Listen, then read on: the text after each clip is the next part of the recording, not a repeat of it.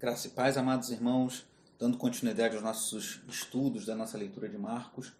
Hoje a nossa leitura se concentra na primeira parte do capítulo 4, Marcos 4, versículos 1 a 20. Nesse capítulo nós vemos algumas parábolas ditas pelo Senhor Jesus, ensinadas por ele, mas hoje nós vamos nos ater à primeira dessas parábolas, a parábola do semeador, que é o objeto desses 20 primeiros versículos desse capítulo. Eu vou citar um pouco o autor Craig Blomberg, no seu livro Pregando as Parábolas. Ele faz algumas observações muito interessantes. Primeiro ele diz o seguinte: é possível que depois das parábolas do filho pródigo e do bom samaritano, a parábola do semeador seja a mais conhecida de todas as histórias de Jesus. Então essa parábola ela é uma das mais conhecidas juntamente com a do filho pródigo e do bom samaritano. E ele diz algumas outras coisas interessantes aqui sobre essa parábola. Ele fala o seguinte: das mais de 40 passagens que comentaristas normalmente identificam como parábolas, apenas 2 recebem uma interpretação detalhada ponto por ponto. Uma delas é a parábola das ervas daninhas e do trigo, descrita em Mateus 13.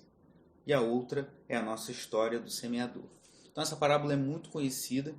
O próprio Cristo explica para os seus discípulos, quando ele está sozinho com os 12, você vê isso no versículo 10, e outros estavam ao seu redor e perguntaram acerca das parábolas, e aí Jesus, mais à frente, ele explica a partir do versículo 13 o conteúdo dessa parábola dos semeadores. Essa é uma das poucas parábolas que Jesus faz essa explicação. E o autor, esse autor que eu citei, ele fala algo interessante sobre as características daquela parábola, porque muito que está ali pode soar estranho para a gente hoje, a gente perceber alguns elementos ali que são estranhos para nós, pois as parábolas estão muito ligadas ao contexto no qual Jesus ministrou, no qual ele viveu. E uma coisa que me chamou a atenção é que ele falou o seguinte: dificilmente um rendimento de 30 vezes por semente era novidade, embora com certeza fosse bom. Um rendimento de 60 vezes era especialmente bem-vindo. Um rendimento de 100 vezes, porém, teria sido melhor do que qualquer um esperaria. Aqui está um detalhe que, pelos padrões do primeiro século, é surpreendente ou irrealista na história de Jesus. Ou seja, a conclusão da parábola, quando ele fala de gerar 30, era algo esperado numa colheita normal. 60 já era algo muito bom. E 100 era algo extraordinário, mostrando o fruto que os seus discípulos deveriam dar, que era algo extraordinário. Alguns dariam um fruto maravilhoso. Irmãos, como estamos nesse período de quarentena, nós não estamos tendo a nossa escola dominical, então esses estudos estão funcionando um pouco como escola dominical também. E eu quero falar um pouco mais hoje, citar um segundo autor de um livro chamado Teologia do Novo Testamento, chamado George Eldon Ladd, porque ele explica um pouco o contexto da parábola. Porque muitas vezes nós vemos as parábolas, aqui tem um momento, a partir do versículo 11, que Jesus fala que nos foi dado aos seus discípulos os mistérios do reino de Deus, e ele cita Isaías capítulo 6, mostrando que nós carecemos de uma revelação do Espírito Santo para entender. Pessoas podem ler, podem até entender o contexto do que está descrito ali, explicado por Jesus, mas nós precisamos de uma intervenção, de uma iluminação sobrenatural do Espírito Santo para compreendermos e aplicarmos a palavra de Deus aos nossos corações. Mas qual o propósito das parábolas? Por que Jesus falou dessa forma? Será que nós devemos pegar cada elemento e procurar um entendimento?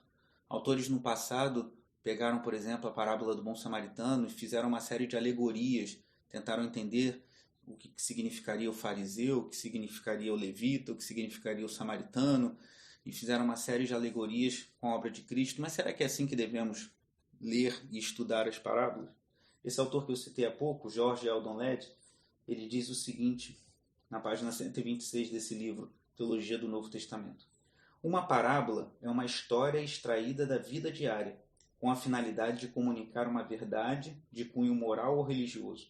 Em virtude do fato de que o autor não cria sua história e, portanto, não tem controle sobre seus detalhes, com frequência estes são considerados de pequena importância para a verdade que a história pretende comunicar. Uma parábola tem o propósito de comunicar essencialmente uma verdade singular, em lugar de um complexo conjunto de verdades. diz o autor. Ele diz também depois que as parábolas devem ser interpretadas no contexto do ambiente histórico da vida e do ministério de Jesus. Então há um ensinamento, é como talvez você quando criança tenha visto, tenha estudado, tenha ouvido isso, eu ouvi bastante. Você lia uma história e depois vinha assim, moral da história. Então as parábolas, elas devem ser lidas dessa forma e nós extrairmos o ensino central que Jesus quer nos passar através daquela parábola.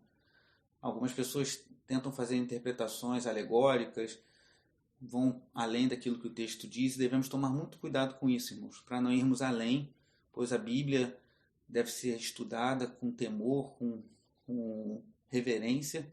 Devemos tomar cuidado para não ir além daquilo que Deus nos autoriza a falar. Mas falando especificamente sobre a parábola, é uma parábola relativamente simples, de fácil entendimento. Eu já quero partir para a conclusão desse estudo, sugerindo que nós venhamos a refletir. A palavra de Deus tem sido semeada em nosso coração.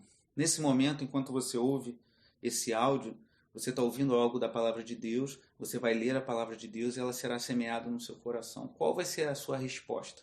Aqui nós temos 4 respostas, ou 4 solos. Logo, a ave vem e leva a semente embora.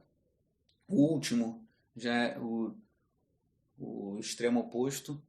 A ave vem, a semente vem e ela vem a dar muito fruto, 30, 60, 100 por 1. E assim deve ser a nossa vida, frutificando para Deus. Mas eu queria focar nas 2 do meio, que são as que a semente cai num terreno pedregoso, mas por não ter raiz, quando surge uma perseguição ou tribulação, abandona a palavra, e a outra que a semente cai entre os espinhos, e quando as preocupações dessa vida, os enganos da riqueza e os anseios por outras coisas sufocam a palavra e a tornam infrutífera.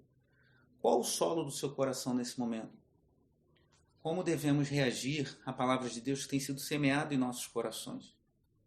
O primeiro solo a gente já vê logo a semente sendo levada embora, mas muitas vezes pessoas são semeadas, a palavra de Deus é semeada em corações, e pessoas deixam de responder a Deus, porque quando surge uma perseguição, quando surge uma tribulação, uma dificuldade, ou quando as riquezas, os anseios dessa vida sufocam a palavra de Deus e ela deixa de frutificar.